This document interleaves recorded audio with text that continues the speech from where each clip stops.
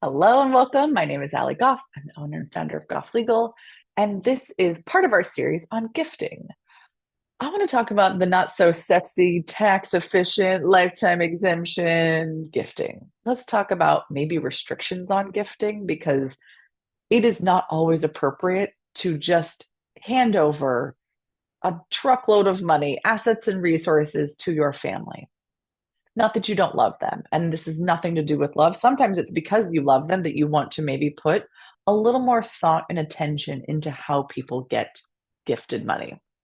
The first thing is if you're going to be actually gifting, like giving someone a gift of cash or other assets during your lifetime, it should be documented as a gift, or if it's a loan, it needs to be documented as a loan. A lot of mess comes up because people said they made a loan, but the family said it was a gift, and sort of a lot of ugly stuff happens. So be really, first, number one, be really, really clear. Is this a gift or is this a loan? Work with your attorney to make sure that that's documented properly for everyone involved because we don't want that mess to come up and bite us in the you know what later. The next thing is when we're thinking about gifting from our trust after our passing, right? You can do it a number of ways. One of the ways is to say, I give it outright, 100%. Once you say that, the money is legally theirs, even if it's not in their hands, it's theirs.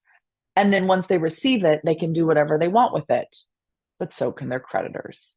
Which means if you say it's a mandatory distribution, if someone has creditors, those creditors can come and get that money and it won't even make it to your beneficiaries. So there are strategies we can use to protect that money for those beneficiaries. Sort of similar, but distinct from someone who might be suffering from mental illness or drug addiction or other mental challenges. If you hand them money, you probably know what they're going to do with it, and that's not really going to be in their best interest. But you don't want to write them out because maybe they need the support, maybe they need the resources, their housing covered, food costs. You can set up a gifting strategy in the trust after you're gone to have someone manage those funds and make distributions directly to the entities. Pay for the apartment, pay for the car payment. Don't give them any cash, but pay for their benefit to make sure that they're well cared for.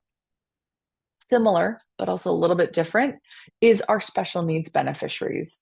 They are receiving some needs based benefit from the government, and they are really, really strict on how much their special needs individuals can have without kicking them out of the program.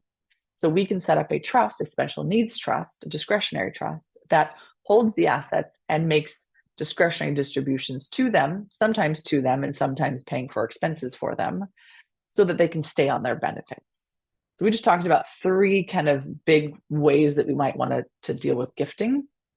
The last one is minor children. A lot of our kids who we don't know how well they're going to deal with a lot of money. But a lot of money might be millions, it might be 100,000. Can you imagine if you were 19 and you just got handed a check of $100,000? You're going to spend it probably pretty quick. I doubt you're going to say, I should invest that in the stock market. I think I'll buy my first rental property. Your brain is not fully functioning, it's not fully formed. That's scientifically proven. You also know that as someone who has probably been 19 or knows a number of 19-year-olds or any age for that matter.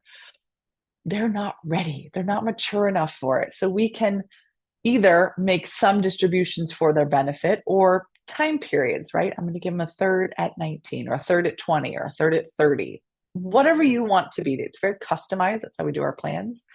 But you want to be thinking about what is the goal of these gifts? What do we want them to accomplish?